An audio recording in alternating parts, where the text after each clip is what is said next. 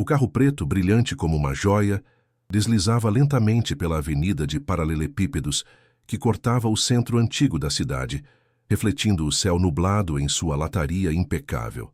Do lado de dentro, o couro branco dos bancos abraçava com elegância uma mulher de meia-idade, cabelos perfeitamente penteados em um coque alto, óculos escuros grandes demais e um colar de pérolas que não era mero adorno, mas um símbolo de status.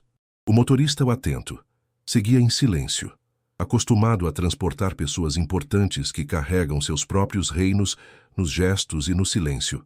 Mas nem ele poderia prever o que estava prestes a acontecer na esquina seguinte, quando um menino de pés descalços, coberto de poeira e com os olhos fundos de fome e abandono, se aproximou do vidro fumê, estendeu a mão trêmula e disse com a voz rachada pelo frio: "Moça, tem uma moeda, por favor?"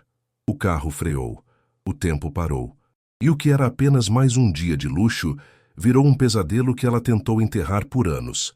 Porque aquele menino sujo, magro, com os olhos que ela conhecia mais do que a si mesma, era o seu filho.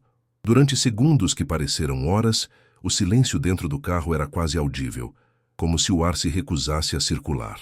A mulher não disse uma palavra. Sua mão tremeu levemente sobre o colo. Seu rosto permaneceu imóvel, petrificado como uma estátua de mármore. Mas seus olhos, mesmo por trás das lentes escuras, foram tomados por um tremor imperceptível, como se uma rachadura antiga estivesse se reabrindo, lenta e cruel. O motorista aguardava instruções, alheio à identidade do menino. Lá fora, o garoto mantinha a mão estendida, sem saber por que aquele carro de luxo havia parado diante dele. Para ele, era só mais uma tentativa, mais uma fresta de esperança entre as centenas de rostos que o ignoravam todos os dias. Ela não abaixou o vidro. Não disse o nome dele. Não perguntou se ele estava bem. Apenas soltou um suspiro seco, quase irritado, e murmurou algo ao motorista. O carro arrancou. O menino ficou para trás. Mas o que ninguém viu, nem o garoto, nem o homem ao volante, foi que uma lágrima solitária escorreu por detrás dos óculos escuros, traçando um caminho silencioso até o queixo, como se a verdade que ela sempre negou tivesse, enfim, tocado sua pele. Seu nome era Helena Duarte, uma empresária respeitada, dona de uma rede de clínicas estéticas, frequentadora de jantares de gala, colunista em revistas femininas e presença constante nas rodas mais seletivas da cidade. Mas ninguém, absolutamente ninguém, sabia que ela tinha sido mãe aos 15, e menos ainda, que havia deixado aquele bebê em uma instituição logo após o parto, com o nome do pai em branco e o rosto virado para a parede, como se aquilo pudesse apagar o que havia feito. Durante anos, convenceu a si mesma de que foi a única escolha possível, de que era uma criança cuidando de outra, de que não sobreviveria com um filho nos braços. E então, construiu sua vida sobre o silêncio. Subiu cada degrau do sucesso com unhas pintadas e um sorriso ensaiado. Mas o rosto daquele menino no vidro rasgava tudo por dentro. Naquela noite, o silêncio dentro do apartamento de cobertura era tão denso quanto o ar antes de uma tempestade. Helena tirou os sapatos com cuidado, sentou-se à beira da cama e permaneceu ali imóvel, olhando para o chão de mármore como se esperasse que ele abrisse uma fenda e a engolisse. As palavras da assistente ecoavam em sua cabeça. A senhora tem uma imagem a zelar. E era isso que sempre a guiou. A imagem, a perfeição, o controle. Mas como controlar o que ela havia reconhecido naqueles olhos? A mesma curvatura no queixo, a mesma dobra nas sobrancelhas ao pedir algo com ternura. Ela havia tentado sepultar o passado, mas o passado havia voltado e pedido esmola na calçada. Nos dias que se seguiram, Helena tentou seguir sua rotina. Almoços de negócios, consultas com arquitetos, reuniões de diretoria. Mas por dentro, ela estava em colapso. Começou a descer o vidro dos carros quando parava em sinais, olhando com ansiedade cada criança de rua. Vasculhou arquivos antigos da casa onde deixou o menino. Descobriu que ele havia fugido com 12 anos, sem rastros, sem registros. Como se o mundo o tivesse engolido. Mas ela o viu. Aquilo não foi imaginação. Aquilo foi um reencontro, involuntário, brutal, definitivo. E ela sabia que não poderia mais continuar fingindo. No final de uma tarde fria, decidiu voltar ao lugar. Caminhou pela mesma avenida onde tudo aconteceu. Vestia-se simples, sem maquiagem, como se quisesse despir-se da própria identidade. Olhou cada esquina, cada grupo de meninos, cada olhar perdido, até que viu. Estava sentado no chão, encostado a uma parede pichada, compartilhando um pedaço de pão com um cachorro magro e manco. Helena parou a alguns metros. Não teve coragem de se aproximar. Apenas observou. Viu quando ele sorriu ao acariciar o animal. Viu quando dividiu a última migalha com ele. Viu o que ninguém mais via: humanidade, generosidade, uma luz que resistia ao abandono. Ela voltou ali por dias, sempre de longe. Passava com roupas discretas, deixava comida, às vezes algum casaco. Ele nunca a reconheceu. Para ele, ela era só mais uma mulher estranha que aparecia e sumia. Mas para ela, cada dia era uma tentativa de reconstrução, mesmo que em silêncio. Até que uma noite, chuvosa e cruel, o viu tremendo sob uma marquise, tentando proteger o cão com o próprio corpo. Foi então que Helena fez algo que nunca pensou que faria. Ajoelhou-se ao lado dele, tirou o casaco e cobriu os dois. O menino olhou assustado, e ela, pela primeira vez, disse seu nome: Gabriel. Ele a encarou. O tempo congelou. Não era uma pergunta, era uma revelação. E naquele momento, entre gotas de chuva e tremores de frio, algo invisível se quebrou. Ou talvez tenha se formado. Uma ponte, um fio, uma rachadura de luz no concreto do abandono. Gabriel não respondeu de imediato. Seus olhos vagavam entre o rosto daquela mulher desconhecida e o tom com que ela havia dito seu nome. Ninguém o chamava assim havia anos. Nas ruas, era apenas moleque, mendigo, invisível. Mas naquele som havia algo que não era só reconhecimento. Havia memória, havia pertencimento e havia dor. Ele franziu o senho, ainda tentando entender se era um truque, uma armadilha, uma alucinação provocada pelo frio ou pela fome. Mas os olhos dela, tão iguais aos seus, estavam marejados e a voz, quando voltou a falar, não carregava autoridade nem certeza, apenas um arrependimento antigo, encharcado de vergonha. Sou eu, Gabriel. Me perdoa. Foi tudo o que ela conseguiu dizer antes de desabar. Ajoelhada na calçada suja, abraçada ao próprio erro, os carros passavam ao lado, indiferentes. A cidade seguia respirando seu ritmo apressado, sem saber que naquela esquina um milagre silencioso acontecia. Gabriel afastou-se alguns centímetros, o instinto de sobrevivência ainda mais forte que qualquer impulso de afeto. Mas quando o cachorro, seu único amigo, se enroscou nas pernas da mulher como se a reconhecesse também, algo dentro dele cedeu. O toque humano que ele mais temia estava agora envolto em calor, em verdade, em um tipo de amor que não sabia como nomear.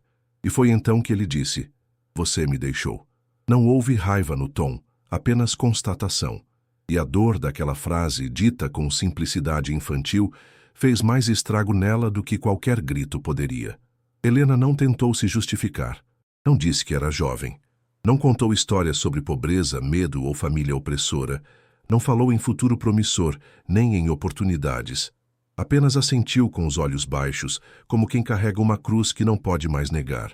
E naquela rendição sem palavras, Gabriel viu algo que nunca esperou ver em ninguém. Verdade. Pela primeira vez, alguém não tentou se defender. E isso o desarmou mais do que qualquer desculpa. Por longos minutos, nenhum dos dois disse nada.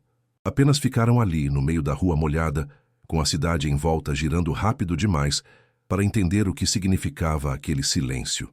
Nos dias seguintes, Helena voltou. Sempre a pé, sempre com roupas simples, sempre com cuidado. Às vezes levava comida, outras vezes só se sentava ao lado dele em silêncio. Gabriel não a chamava de mãe. Ainda não conseguia, mas já não a afastava. Começou a falar pequenas coisas: o nome do cachorro, as histórias de onde dormia, de como aprender a se esconder quando chovia forte, de como roubar migalhas sem ser visto. Falava como quem testava limites, queria saber até onde aquela mulher iria. E Helena ia. Escutava tudo, até as histórias mais duras, sem desviar os olhos. A cada palavra, ela se despia da mulher rica, da CEO da imagem perfeita. Ali, ela era apenas Helena, uma mulher que falhou, uma mulher que queria consertar o que quebrou. Certa manhã, Gabriel não estava na calçada, nem o cachorro. Helena sentiu o pânico subir pelas pernas como um veneno. Correu pelas ruas próximas, perguntou a vendedores, a porteiros, a outros meninos. Ninguém sabia. Durante 2 dias não dormiu. Revirou abrigos, hospitais, até delegacias. Quando já pensava em desistir, recebeu uma ligação anônima. Uma voz infantil disse apenas: "Ele está na igreja da pracinha." E desligou. Helena foi correndo. Ao chegar, encontrou o menino dormindo num dos bancos de madeira com o cachorro ao lado e um cobertor fino sobre o corpo. Mas o que a deixou sem ar foi o que estava sobre o peito dele. Uma folha de papel dobrada, com uma letra tremida. Ele havia escrito para ela. Um bilhete curto, mas que atravessava como lâmina. "Se você quer mesmo me conhecer, vem aqui amanhã. Quero te mostrar uma coisa." Na manhã seguinte, Helena estava lá antes do sol nascer. Gabriel a levou pelos becos da cidade. Mostrou onde pegava água, onde se escondia dos guardas, onde mendigava nos semáforos. Depois a levou até uma construção abandonada, onde outros meninos dormiam. Era uma espécie de abrigo improvisado, sujo, perigoso, mas era o que eles tinham. "Aqui é a minha casa", disse ele, e pela primeira vez havia um certo orgulho em sua voz. Helena olhou tudo com olhos de quem vê o inferno e reconhece que foi cúmplice dele. Ofereceu levá-lo para casa. Disse que podia dar estudo, cama, comida, mas Gabriel recusou. "Você não me conhece ainda, e eu não sei quem você é de verdade. Me deixa te mostrar o meu mundo antes de você me arrastar para o seu."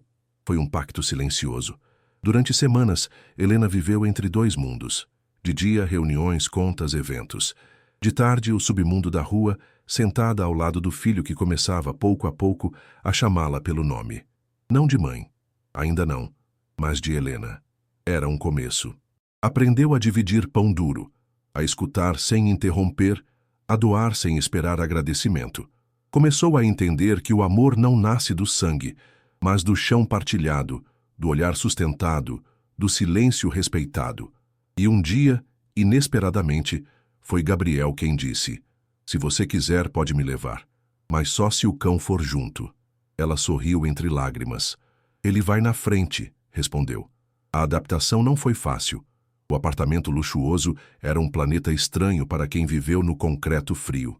Gabriel se perdia entre talheres, entre lençóis que não precisavam ser escondidos, entre palavras que soavam estrangeiras. Teve crises, fugiu 2 vezes, mas voltou, porque agora tinha onde voltar.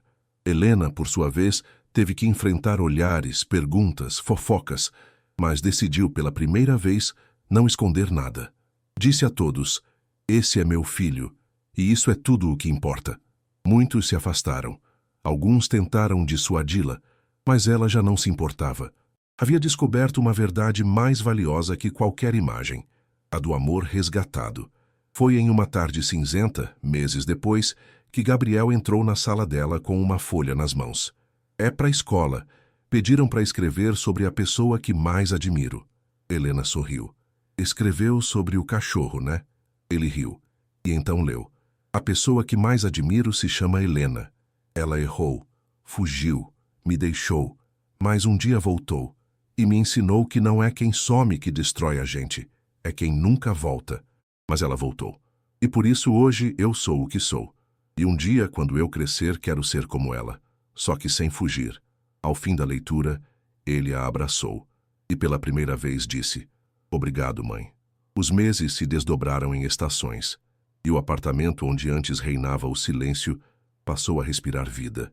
A casa que ecoava com o tilintar dos talheres finos agora pulsava com o som de passos descalços, latidos irregulares e risadas que não pediam licença. Helena aprendera a abrir as janelas, não só para o ar, mas para o inesperado. Gabriel, por sua vez, agora acordava sem medo, aprendendo a habitar um espaço onde não precisava lutar por migalhas. Os 2 viviam numa dança lenta de aproximações e pausas, erros e acertos, como quem tenta traduzir 2 mundos que jamais deveriam ter se separado. Mas algo entre eles florescia. Não o amor perfeito dos comerciais de margarina, mas o amor sujo, imperfeito, sincero, de quem escolhe reconstruir, mesmo entre os escombros.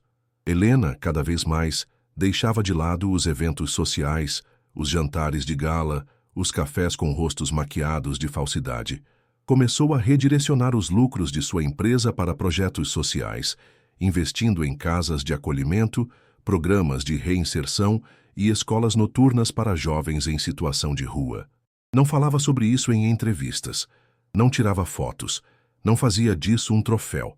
Fazia porque precisava, porque ao olhar nos olhos de Gabriel, sabia que cada gesto era um tijolo na ponte que estava construindo para alcançá-lo, e também, talvez, para alcançar a si mesma. A menina de 15 anos que um dia tremeu de medo com um bebê nos braços e acreditou que fugir era a única saída. Certa tarde, enquanto limpavam juntos o quartinho do fundo, um antigo depósito que Gabriel transformaria em seu estúdio de desenho, encontraram uma caixa velha de madeira, guardada ali havia anos. Dentro estavam fotos amareladas, cartas, cadernos de anotações. E entre os papéis uma pequena roupinha de bebê, cuidadosamente dobrada. Helena a pegou nas mãos como quem segura um relicário. Ficou em silêncio. Gabriel a observava, atento. Ela então disse: "Eu pensei em te procurar muitos anos atrás, mas sempre achava que já era tarde demais." Ele não respondeu. Apenas tirou do bolso um cordão de linha puída com um pequeno botão azul preso. "Achei isso na minha sacola quando era pequeno. Nunca soube de onde veio, mas sempre guardei. Acho que era seu." Ela olhou o botão e levou a mão à boca. Era do casaquinho que ela havia costurado às pressas, chorando, antes de levá-lo ao abrigo. Um detalhe mínimo, mas agora um elo. Foi nesse dia que Gabriel disse algo que não esqueceu jamais. "Você não me salvou. Você voltou. E isso é mais difícil." E Helena entendeu que não se tratava de redenção. Não havia conserto para o passado, mas havia presença. E presença cura o que o tempo não apaga.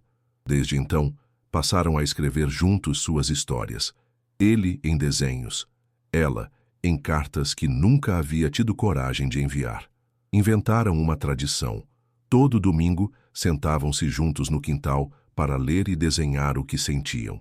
Era uma liturgia íntima, um culto sem religião, onde a fé era depositada na permanência, no gesto repetido, no café dividido. Anos depois, Helena foi convidada para um evento importante, uma premiação em reconhecimento ao seu impacto social. A cerimônia seria televisionada. Pessoas importantes estariam presentes. A mídia esperava declarações inspiradoras. Mas no palco, com o microfone à frente e as luzes sobre o rosto, ela disse apenas: "Meu maior prêmio não está aqui. Ele está me esperando em casa com um cachorro no colo e um desenho inacabado sobre a mesa. E é para ele que eu vivo." A plateia ficou em silêncio por um segundo antes de aplaudir, mas ela não se importava com os aplausos. Voltou para casa naquela noite e encontrou Gabriel dormindo no sofá, com o cão enroscado aos pés e um desenho nas mãos. Era ela, de joelhos na chuva, abraçando o menino com os olhos fechados. No topo do papel, uma frase escrita em letra firme: "A mãe que me encontrou no meio da cidade." O tempo passou. Gabriel cresceu. Tornou-se artista, educador, referência em projetos para a juventude vulnerável. Nunca renegou o passado. Nunca romantizou a dor. Mas também nunca deixou que ela o definisse. Contava sua história nas escolas, nos abrigos, nos encontros com jovens perdidos. Sempre dizia: "Se alguém voltar por você, dê uma chance. Às vezes, o amor não vem quando a gente nasce, mas pode renascer depois." E Helena, agora com cabelos brancos e passos mais lentos, assistia tudo com o coração cheio de uma paz que nem todos entenderiam. A paz de quem não apagou o erro, mas escolheu enfrentá-lo todos os dias com ternura e coragem. E numa manhã qualquer de sol pálido e vento calmo, Helena sentou-se no banco da praça onde tudo começou. O mesmo lugar, a mesma calçada. Fechou os olhos e sentiu o cheiro da cidade, misturado ao perfume da infância. Gabriel a observava de longe, com um sorriso tranquilo. Sabia que ela voltava ali não por culpa, mas por honra, para lembrar, para agradecer, para reafirmar o milagre que havia acontecido ali, anos antes, quando o passado bateu no vidro de um carro de luxo e foi finalmente atendido. O cachorro, agora velho e coxo, deitou-se aos pés dela, como quem reconhece o fim de um ciclo, e Helena, com a mão sobre a cabeça dele, murmurou. Foi aqui que tudo começou. A imagem era simples, quase banal, mas carregava um peso que nenhuma multidão veria. O símbolo da reconciliação, do amor que não precisa ser perfeito para ser eterno. E quando Gabriel se aproximou e estendeu a mão para ajudá-la a levantar, ela não hesitou. Levantou-se com firmeza, com os olhos marejados e sussurrou. Vamos para casa. Era só isso. Nenhuma frase de efeito, nenhuma grande revelação. Apenas a escolha, diária, contínua, corajosa, de amar de novo.